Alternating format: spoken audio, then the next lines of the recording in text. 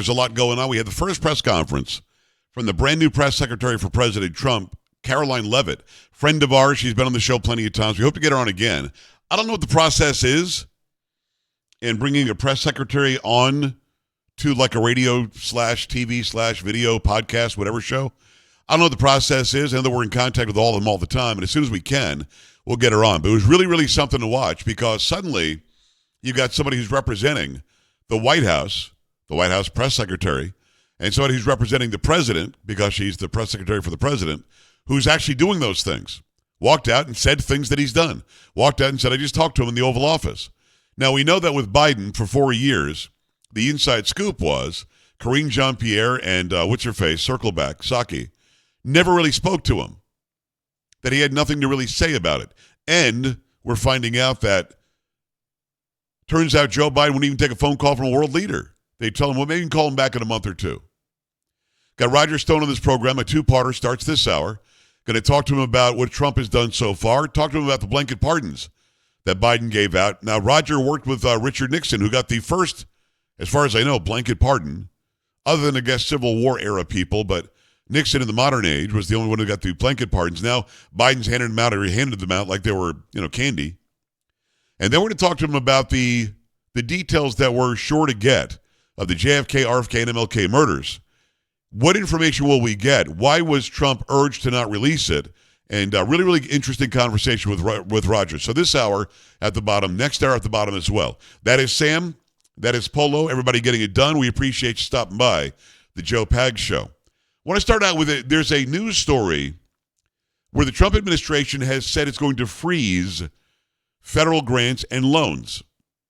Well, already it's been challenged. See, what the left is going to do is they're going to challenge all this stuff now because they don't like that there won't be free money for everybody.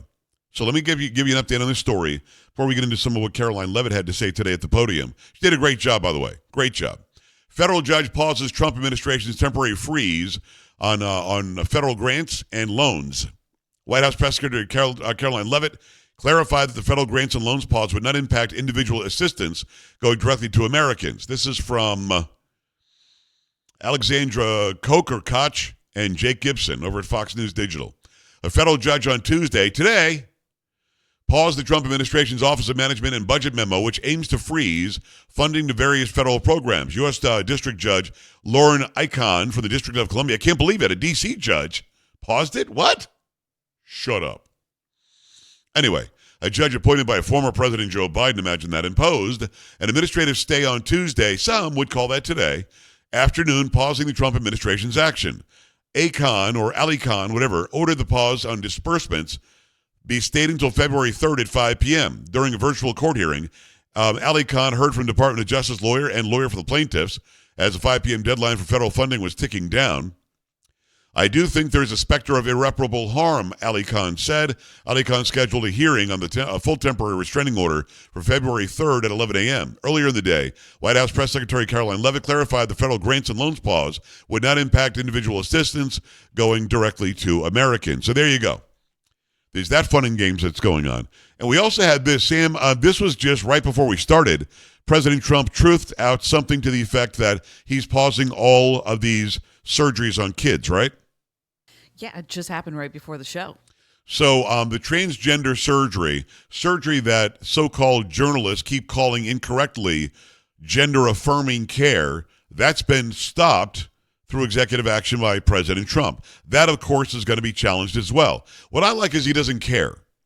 He's going to keep on throwing it against the wall. He's going to keep on saying what's right is right, what's wrong is wrong. We're going to go with what is right. And if you want to challenge me, you can. But at this point, we don't really care. We're just going to keep on doing it, which makes perfect sense.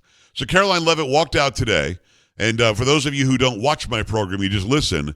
She is 27 years old. She is a new mother, actually a recent mother, and a very lovely young lady who is extremely smart, who walked out and literally showed what we've seen for the past 4 years, what the press secretary is supposed to do. This is what we've accomplished. This is who we are. This is what we're doing. What are your questions? And she took questions like a badass. So here is her opening salvo. Good afternoon, everybody. How are we? Good to see all of you. It's an honor to be here with all of you. A lot of familiar faces in the room, a lot of new faces. And President Trump is back and the golden age of America has most definitely begun. The Senate has already confirmed 5 of President Trump's exceptional cabinet nominees: Secretary of State Marco Rubio, Defense Secretary Pete Hegseth, CIA Director John Ratcliffe, Homeland Security Secretary Kristi Noem, and Treasury Secretary Scott Bessent. It is imperative that the Senate continues to confirm the remainder of the president's well-qualified nominees as quickly as possible. As you have seen during the past week, President Trump is hard at work fulfilling the promises that he made to the American people on the campaign trail. Since taking the oath of office, President Trump has taken more than 300 executive actions, secured nearly $1 trillion in U.S. investments, deported illegal alien rapists, gang members, and suspected terrorists from our homeland, and restored common sense to the federal government. I mean, he walked out and dropped the truth bomb. Walked out and said, watch, we're back, and this is how it's going to work. And I just think that was great. Walked out, said the accomplishments, did the, hey, how you doing? Nice to see you, blah, blah. And then this is the work we got to. She didn't come out and say, let me be clear, he's doing the work in the toolbox. No. Walked out and said, here's what he's done. Here's what he's going to continue to do, and I'll take your questions. She continues about, I believe this might be the strength through peace. If it's not, it's another one where she just talks about how the administration is back, America is back, and we're ready for business. I want to take a moment to go through some of these extraordinary actions. On day one, President Trump declared a national emergency at our southern border to end the 4-year-long invasion of illegal aliens under the previous administration. Additionally, President Trump signed an executive order to end catch and release and finish construction of his effective border wall. By using every lever of his federal power, President Trump has sent a loud and clear message to the entire world. America will no longer tolerate illegal immigration. And this president expects that every nation on this planet will cooperate with the repatriation of their citizens. I mean, she's not talking in hyperbole. She's not talking about through diplomacy and with 50 years experience, and he's often said, and he's being very clear, she's listing a list of what's going on, and the world better be listening up. As proven by this weekend, when President Trump swiftly directed his team to issue harsh and effective sanctions and tariffs on the Colombian government, upon hearing they were denied a U.S. military aircraft full of their own citizens who were deported by this administration. Within hours, the Colombian government agreed to all of President Trump's demands, proving America is once again respected on the world stage. I mean, I think it took 6 minutes for that guy in Colombia to just completely say, okay, we'll take the planes back. In fact, I'll send my plane if you want. It took about 6 minutes. The bad guys, and I don't know if this guy's a bad guy or a good guy, but those who want to be badasses around the globe will always try the big guy, will always try the superpower. And they tried that with Biden, and he did nothing to stop them. They tried that with Obama. He did nothing. Remember the whole red line thing in Syria? They ignored the red line. They kicked the red line aside. Trump comes into office again. It says we're going to levy these taxes, tariffs, take away your visas. We'll do anything we have to do to make sure that you're going to take your people back. And again, when people ask me, well, what if they say they're not going to take them back? My answer is a very simple one. They're going to take them back. They're going to. So, to foreign nationals who are thinking about trying to illegally enter the United States, think again. Under this president, you will be detained and you will be deported. Every day, Americans are safer because of the violent criminals that President Trump's administration is removing from our communities. There you go. So again, America's back. Now, the reporters sitting there can't wait to start questioning her, especially about immigration. The arguments they're making about immigration are, why are you going into churches and schools? I don't think any churches nor schools have gone into. They've just said they will if they have to. And the second one is, why are you deporting people who aren't violent criminals? Because I guess that's the narrative. They're okay with you deporting violent criminals, but that you can't deport anybody else because, according to the media, they haven't broken the law. Well, she continues here. Absolutely. I'll echo the answer that the president gave on Air Force One last night when he was asked a very similar question by one of your colleagues in the media. This signifies peace through strength is back.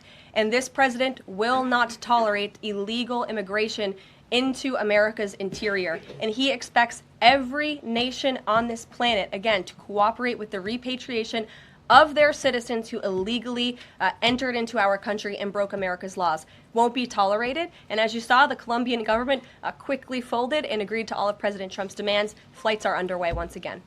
So the question continued about the back and forth between Colombia and the United States. It wasn't a very long back and forth. In fact, President Trump was on the golf course enjoying a day of golf and made those executive decisions right there from his golf cart. And he won. And he won not for him. He won for this country. You don't get to have all your bad guys come here. And then when we try to send them back, you say no? Who are you? You know, the United States for 4 years wasn't allowed to say no to people illegally coming here. For some reason, if we said no, we were the bad guys, we were inhumane, we were no good. All these countries that were sending them, though, were the good guys? Come on. We're getting back to some semblance of normalcy now, which is exactly what we need. Much more from Karoline Leavitt coming up. In fact, the reporters ask her stupid questions about immigration. They do.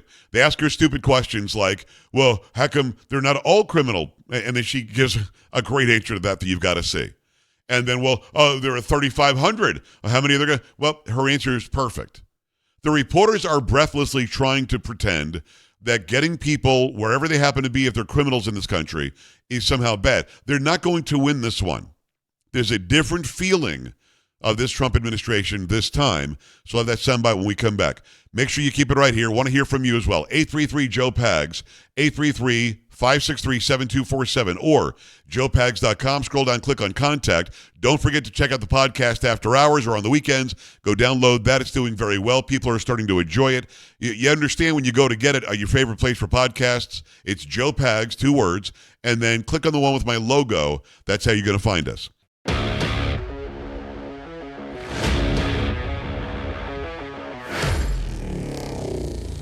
Really great to have you. Thanks. I appreciate you stopping by. There's a lot going on. There's a lot to get to. The Joe Pags Show for a Tuesday. 2-part interview with Roger Stone starts at the bottom of this hour. Do not touch that dial. So about 10 minutes from now, Roger Stone on all things accomplished by Trump in the first week. And then we get into the assassinations of JFK, RFK, and, of course, MLK. And he's got very, very interesting insight. In fact, he's written a book about who he says killed Kennedy, John F. So we'll get into that with Roger Stone coming up. Meantime, back to the soundbite from Karoline Leavitt. After she lays that out, says that America is back, she then just starts listing off some of the bad guys who have already been deported in the first week. On January 23rd, ICE New York arrested a Turkish national for entry without inspection who is a known or suspected terrorist. On January 23rd, ICE San Francisco arrested a citizen of Mexico unlawfully present in the United States who has been convicted of continuous sexual abuse of a child aged 14 years or younger. ICE St. Paul has arrested a citizen of Honduras who was convicted of 4th-degree criminal sexual conduct with a minor. ICE Buffalo arrested a citizen of Ecuador who has been convicted of rape. ICE Boston arrested a citizen of the Dominican Republic who has a criminal conviction for 2nd-degree murder. This criminal was convicted of murder for beating his pregnant wife to death in front of her 5-year-old son. And ICE St. Paul also arrested a citizen of Mexico who was convicted of possessing pornographic material of a minor on a work computer. These are the heinous individuals that this administration is removing from American communities every single day, and to the brave state and local law enforcement officers, CBP, and ICE agents who are helping in the facilitation of this deportation operation, President Trump has your back, and he is grateful for your hard work. I mean, that's just badass. You walk out and say, hey, here are the bad guys we got. Then she opens it up to the media. Now, the media should say, wow, that's a lot of bad actors that are out of there, and then maybe ask a question that will derive some more information. But instead, they think they've got an angle. And I told you the angle that they were working on, going into churches and schools. And why are you sending back people who are non-criminals? They try to delineate between somebody who broke the law to come here and somebody who broke the law to be here. Now, the priority has been, and they've said it's been, to send back those who are violent criminals on top of the crime of breaking into the country illegally. But again, there's a lot of collateral. as you've got more of these idiots running cities like Austin, like Chicago, like New Jersey, like I should say New York. I don't think the New York guy's doing it as much though, but like L.A., who are saying we're not going to help. In fact, we're actively not going to help you. We're going to teach you your rights and kind of hide you. Well, the fact is they broke the law. They committed a federal crime to come here illegally. So the reporters go to that angle. Criminals. NBC News has learned that ICE arrested 1,179 undocumented immigrants on Sunday, but nearly half of them, 566 of the migrants, appear to have no prior criminal record besides entering the country illegally. Is the president still focused exclusively, which is a civil crime, it's not criminal? It's a federal crime. So I'm asking though. He said he was going to focus on those violent offenders first. So is violent offenders no longer the predicate for these people to be deported? The president has. First of all, calling them undocumented migrants or undocumented whatever he said is just, he's pushing the wokeness. I think this guy is Peter Alexander. I think that's his name. That's his focus. And then tries to throw in during the question that it's a civil crime. She says it's a federal crime, because it is. So if you break a federal law, you commit a federal crime, you're a criminal. So he wants to pretend that criminals aren't criminals if they're not doing the crimes that he wants them to do or needs them to do. It's very strange. Said countless times on the campaign trail, I've been with him at the rallies, I know you've been there covering them too, Peter, that he is focused on launching the largest mass deportation operation in American history of illegal criminals. And if you are an individual, a foreign national, who illegally enters the United States of America, you are, by definition, a criminal. And so therefore, you are subject to deportation. I apologize for interrupting. So to be clear, violent criminals do not receive precedence in terms of the deportations taking place. The president has. I just want to stop you there. You notice he never did that to KJP. He never, ever would have interrupted. Then he apologized for interrupting. But again, the media thinks that they have now some sort of carte blanche to go nuts and act stupidly again. Also said two things can be true at the same time. We want to deport illegal criminals, illegal immigrants from this country, but the president has said that, of course, the illegal criminal drug dealers, the rapists, the murderers, the individuals who have committed heinous acts on the interior of our country and who have terrorized law-abiding American citizens, absolutely, those should be the priority of ICE, but that doesn't mean that the other illegal criminals who entered our nation's borders are off the table. Man, so good. I got to tell you, she's going to be, it's a breath of fresh air. Now, somebody did hit me over on X. They said, aren't you going to miss KJP? And the answer is yes. I mean, Sam, how easy did she make my life? So easy. So fun. I mean, we walked out, and I've got 7 sound bites from KJP where I can opine for 17 hours. And at the end of the day, I mean, I'll miss her for that reason. I won't miss her for the lack of information. You now have somebody there who is willing to take every dumb question and give real information and be transparent to the American people, which is great. When we come back, part 1 with Roger Stone. You don't want to miss this. We break down Trump's first week. Keep it here. This is the Joe Pags Show. Advisor to President Trump, former advisor, but still lifelong friend. It's Roger Stone. Roger, how are you? Great to be with you, Joe. God bless you. What a great time to be an American. Yeah, it really is. And we're seeing a guy who came out of the box just absolutely ramped up and ready to go. The fact that he decided he wouldn't fly over Western North Carolina to get to California, like Joe Biden flew over East Palestine for a year and a half, that tells you everything you have to know. Doesn't matter if it's red or blue. This guy is in it for the country. Yeah, it's kind of interesting to me. I think, ironically, he's going to be a much greater president in this term than he would have been in a second term, which I think he probably won and was cheated out of. This 4 years in the wilderness, 4 years of fighting the tsunami of ramped up lawfare against him, of being able to assess who in the Republican Party was really with him and who was ready to turn the chapter on Trumpism, not realizing that Trumpism is far more popular than the Republican Party will ever be. Yes. I think he's going to be a truly greater president. Now, look, he was a consequential president in his first term. You can't deny that. Right. And that was despite the fact that he had people around him who thought their job was to derail, delay, or dilute his agenda. But now I think he's got a much better understanding of Washington, politics, the two-party duopoly, the fake news media. He is poised to bring on, this golden age we talk about, the age of Trump, an unprecedented age of peace, prosperity, security, and justice for all Americans. It's going to be amazing. It already is amazing. No, it is. I agree with you. StoneColdTruth.com. It's Roger Stone, host of Stone Zone. You've known him way longer than I have. I've interviewed him a lot. I know him to an extent, but you're friends. You know this guy, the man. He seems changed to me since he got shot in such an incredible way. It's almost as if he knows he's on borrowed time and says, "I'm going to do anything that I need to get done for the American people. I'm here for a reason." Do you see that as well? I definitely do. I mean, look, it's amazing that, throughout the time that he's been in politics, how often pastors would complain to me that they love the president, but he needs to talk more openly about his faith. And kind of like President Nixon, I think Donald Trump always thought his faith was like a private matter, not something to be talked out about in the political realm. But now I think it's very clear. You could see it in his inaugural address. You could see it when he was on the stump after Butler, Pennsylvania. He understands that his life was spared for a very specific purpose, but for an 18th of an inch, he would not be with us. It's not that he is exercised about it. It's the contrary. He's very serene. He's very steady, but he understands that he's been anointed. The left can make fun of that if they want. I don't really care what they think anyway. But I think that he's in a small way, he's a changed man, and he moves forward with a purpose, knowing that he wears the armor of God.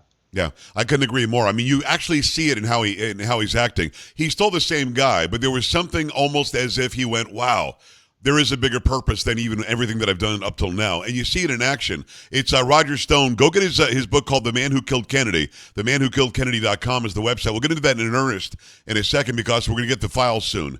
But when President Trump was inaugurated, hit the ground running, sat down, signed a bunch of executive actions, undid all the garbage that Biden did. But there's one thing that it felt like we were back to America, Roger. And this one thing is this. He started answering questions immediately.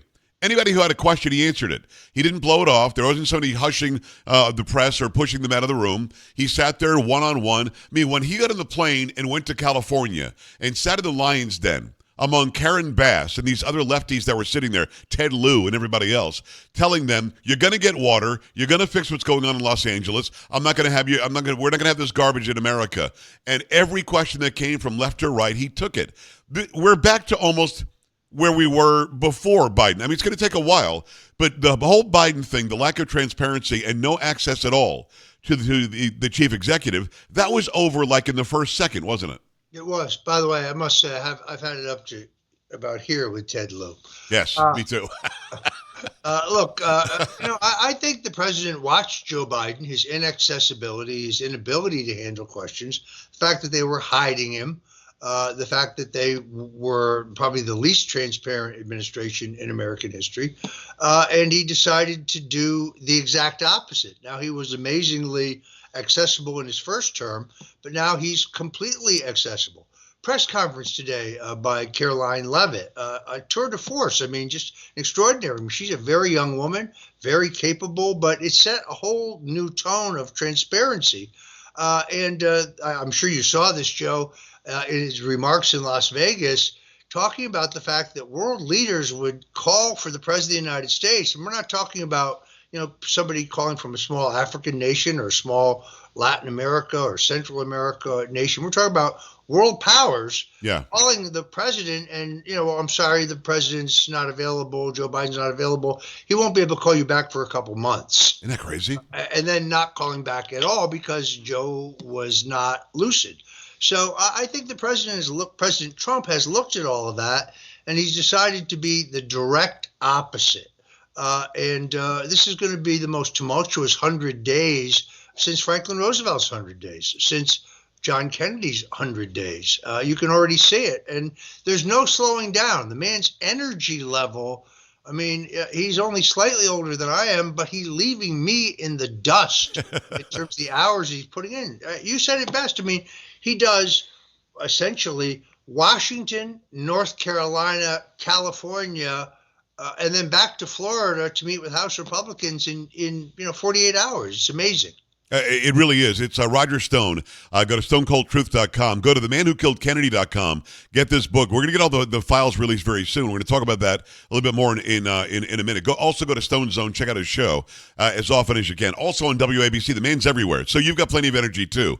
You mentioned Karoline Leavitt. When she walked out today, we saw a sea change from a complicit, hiding, cloaking press secretary that never answered a question, that only spoke in circular speak, never, ever, ever, never said what the president thought about anything, just kept saying, we've been clear, we've done the work, we've been clear. Karoline Leavitt walked out today and just put it in their faces. They're asking the stupidity of the question about why eggs cost more a week after Donald Trump took office, which she looked at them in the face and said, let me remind you what happened in 2024. Went down the list of how the Biden administration killed a bunch of chickens so we couldn't have more eggs. I mean, this girl, she's 27, Roger, and she's on the game this well in the first press conference. I'm looking forward to 4 great years. And not once did she say, "Oh, I'll circle back around to you." Never. Not once. It was refreshing. What a refreshing change. She's very dynamic, and you're right. She's very young, but she's very, very talented, and it sets the tone. I mean, I think the president's staff. I thought this during the campaign. But, there were a lot of critics of the campaign. People said, "Oh, you're not doing this right. You're not doing that right." Wrong. I think Susie Wiles, Chris LaCivita, James Blair, Tony Fabrizio, our fellow Paisan. Yeah. These guys ran the best campaign in American political history. And I have the credentials to say that because I've been in 13 national presidential campaigns. This was amazing. Juggernaut and virtually letter perfect. So, yeah, when they tried to stop the early voting in Pennsylvania in the middle of the day, we were in court within an hour and a half. Don't tell us that we weren't prepared. Amazing. And got the ruling on your side quickly. Yeah, and we got the polling places open back up. So, and this transfers over now to the White House staff, a relatively young staff. Susie Wiles, the first woman chief of staff for a president in American history, an amazingly able woman who has the president's trust and confidence and has put together an all-star team. But there's no hot dogging here, Joe. In other words, everybody's pulls in the same direction, and the guy who points the direction is Donald J. Trump. I like Marco Rubio. I haven't always agreed with him. I agree with him on a number of things, but he's not setting our foreign policy. He's carrying out our foreign policy. Yes. It's the foreign policy of Donald Trump that he's carrying out. Well, Roger, let me ask you this. What is the difference? In 16, he did great, but I think he came in thinking he would be the CEO of a business, and he didn't realize that there were so many, anonymous idiots in there that were stabbing him in the back constantly. Why was the job so much better this time in surrounding himself with people that would absolutely toe the line, which is what you need? Something changed in the past 8 years to where I can't say to anybody that he chose that I'm questioning it. Not even one person. Why is it so much better this time? Because I think he came from the world of business to the world of politics, and therefore he thought, not unreasonably, well, the Republicans have my back, and the Democrats, want to derail my agenda. He didn't understand that half the Republicans didn't have his back. Exactly. Half the Republicans thought he was an interruption of business as usual and the cozy relationship they had with Democrats. And now he completely understands that party, we're in a post-partisan period here, where party is not what it's all about. Either you are a globalist, committed to war, committed to censorship, committed to big pharma and big food making whatever profits they can, regardless of what they're feeding our children or giving us in terms of pharmaceuticals, or you are committed to peace, free speech, and getting to the bottom of why we have a chronic child disease problem in our country, why we have an obesity epidemic in our country. This is the new divide. It's a realignment of politics. Forget Republican Democrats. It's not about that anymore.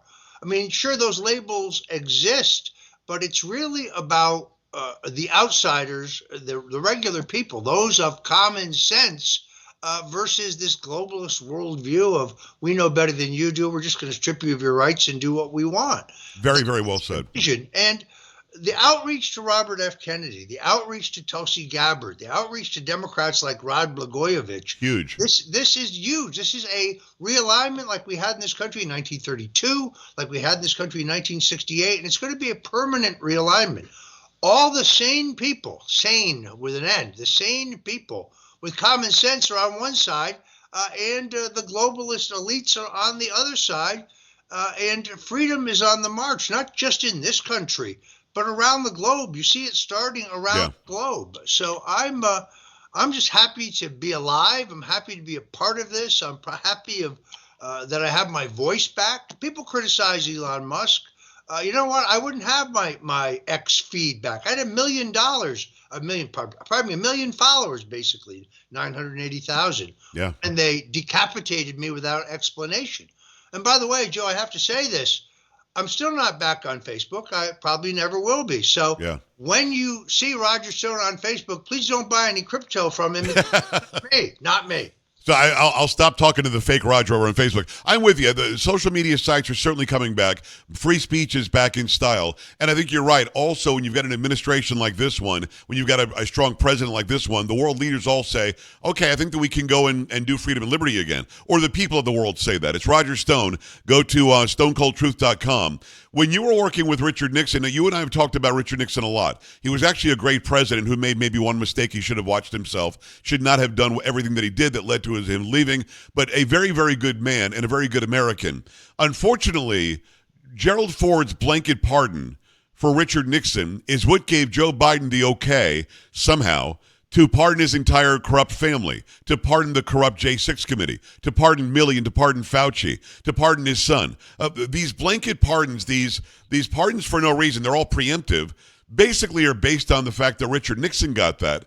And I don't think that it should be okay. Now, I can't stop it. Neither can you. It's in the Constitution. Broad powers to pardon. But when you saw that happen, and every stupid pundit out there blamed it on the blanket pardon or the preemptive pardon for Nixon, what did you think? Well, first of all, I mean, the Constitution and the law are what they are. And Gerald Ford had the authority to pardon Richard Nixon for any crime he may have committed. Right.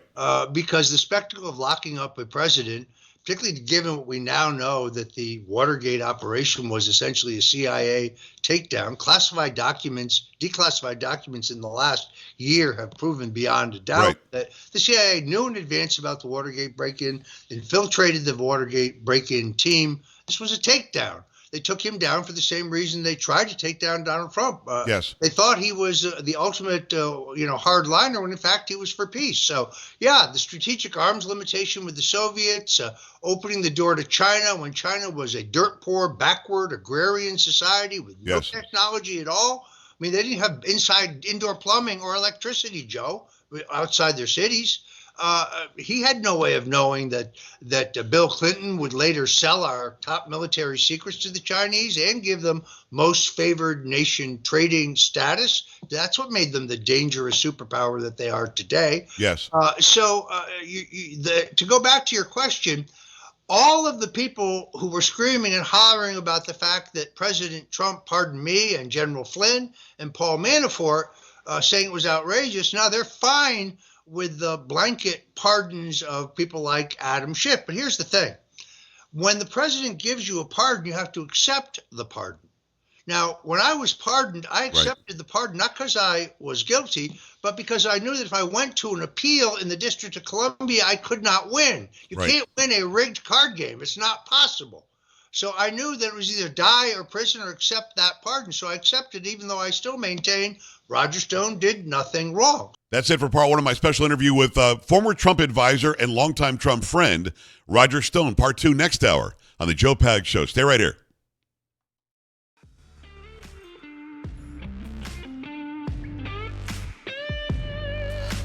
You're listening to Joe Pags.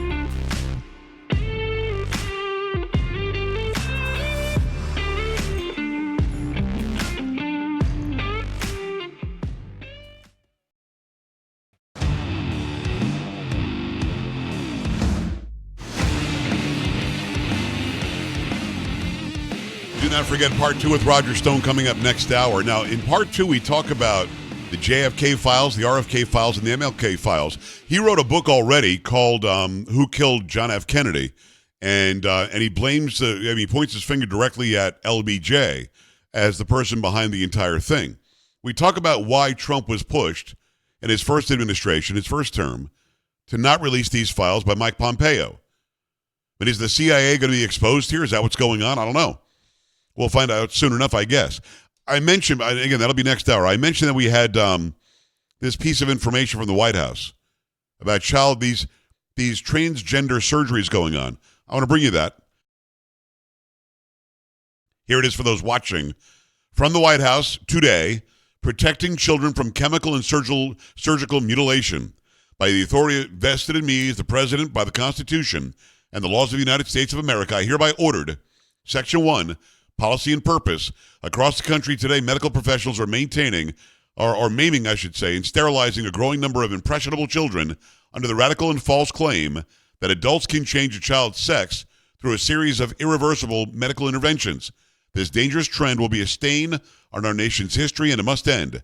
Countless children soon regret that they have been mutilated and begin to grasp the horrifying tragedy that they will never be able to conceive children on their own or nurture their children through breastfeeding. Moreover, these vulnerable youth's medical bills may rise throughout their lifetimes as they're often trapped with lifelong medical complications, a losing war with their own bodies, and tragically, sterilization. Accordingly, it is the policy of the United States that it will not fund, sponsor, promote, assist, or support the so-called transition of a child from one sex to the other or to another, and it will rigorously enforce all laws that prohibit or limit these destructive and life-altering procedures. That's a great move. It's a great move, and it's common sense. Nobody who's under 18 years old should be getting these surgeries, these medical procedures, these blockers, whatever the heck you want to call it. None of that should be happening. Not even for a second.